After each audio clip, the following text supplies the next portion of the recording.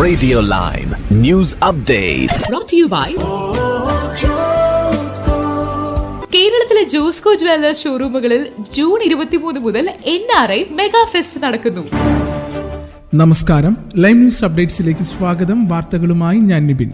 അനധികൃത കുടിയേറ്റം കുറയ്ക്കുവാൻ border security command സ്ഥാപിക്കും. ജൂലൈ 4 നടന്ന തെരഞ്ഞെടുപ്പിലെ പ്രധാന വിഷയങ്ങളിലൊന്ന് അനധികൃത കുടിയേറ്റമായിരുന്നു.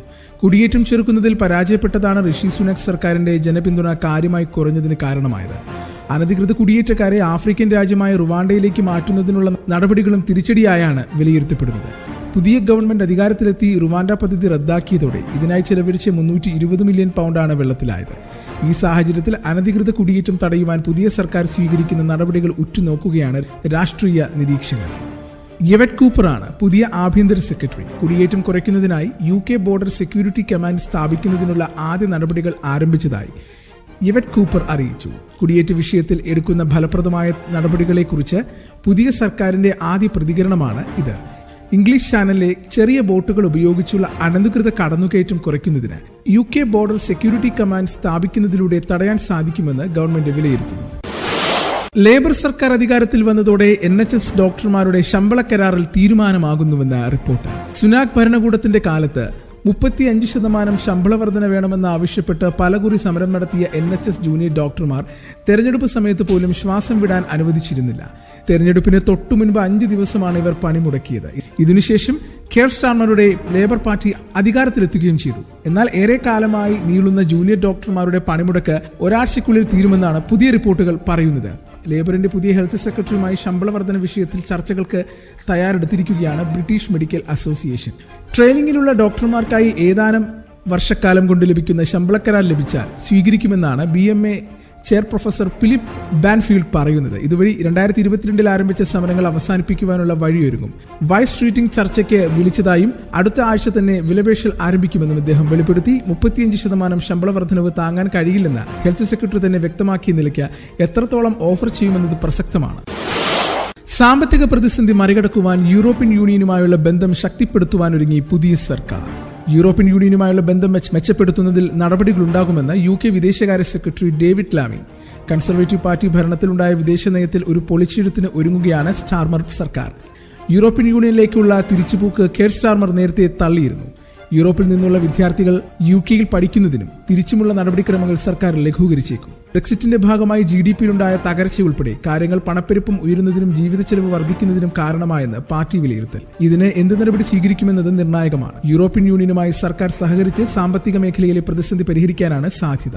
റഷ്യൻ യുക്രൈൻ വിഷയങ്ങളിലും ഫ്രാൻസിലെ പുതിയ സർക്കാരും ഉൾപ്പെടെ വിഷയങ്ങൾ വിദേശകാര്യമന്ത്രിക്ക് മുന്നിലുണ്ട്. വെല്ലുവിളികൾ നിറഞ്ഞതാണ് വിദേശകാര്യ മന്ത്രാലയം എന്ന് ചുരുക്കം. ഇനി നാട്ടിലെ വാർത്തകൾ. കനത്ത മഴ, മുംബൈ വിമാനത്താവളത്തിന്റെ പ്രവർത്തനം തടസ്സപ്പെട്ടു.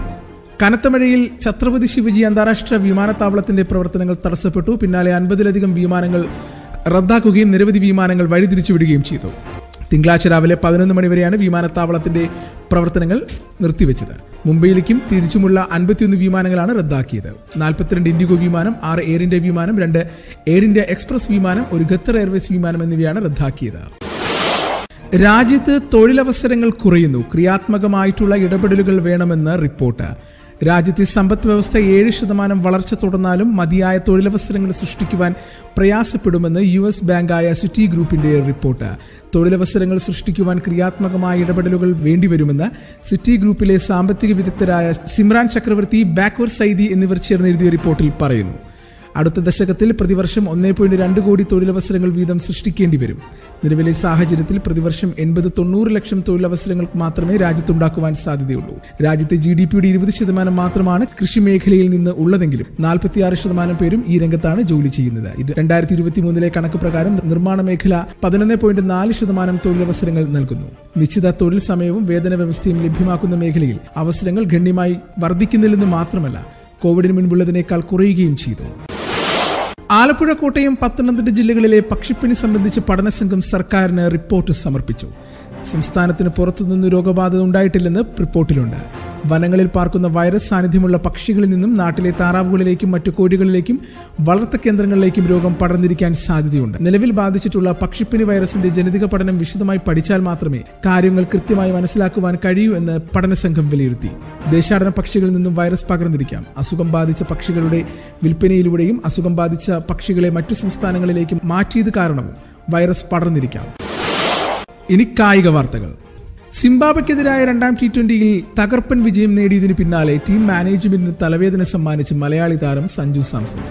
യുവ ഓപ്പണർ യശസ്വി ജയ്സ്വാൾ, ശിവം ദുബെ എന്നിവരുടെ തിരിച്ചുവരവ് ലോകകപ്പ് നേടിയ ടീമിൽ അംഗങ്ങളായിരുന്ന ഇരുവരും മൂന്നാം T20ക്ക് മുന്നോടിയായി ടീമിനൊപ്പം ചേർന്നതോടെ രണ്ടാം മത്സരം ജയിച്ച ടീമിലെ ആരെ പുറത്തിരുത്തുമെന്ന് തലപുകയ്ക്കുകയാണ് മുഖ്യ പരിശീലകൻ VVS ലക്ഷ്മണനും ടീം മാനേജ്മെന്റും.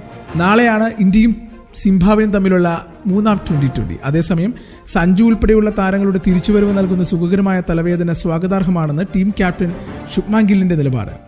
രണ്ടാം T20ക്ക് പിന്നാലെ സഞ്ജു ഉൾപ്പെടെയുള്ള താരങ്ങളെ ഇന്ത്യൻ ക്യാമ്പിലേക്ക് സ്വാഗതം ചെയ്തുകൊണ്ടായിരുന്നു ക്യാപ്റ്റന്റെ വാക്കുകൾ.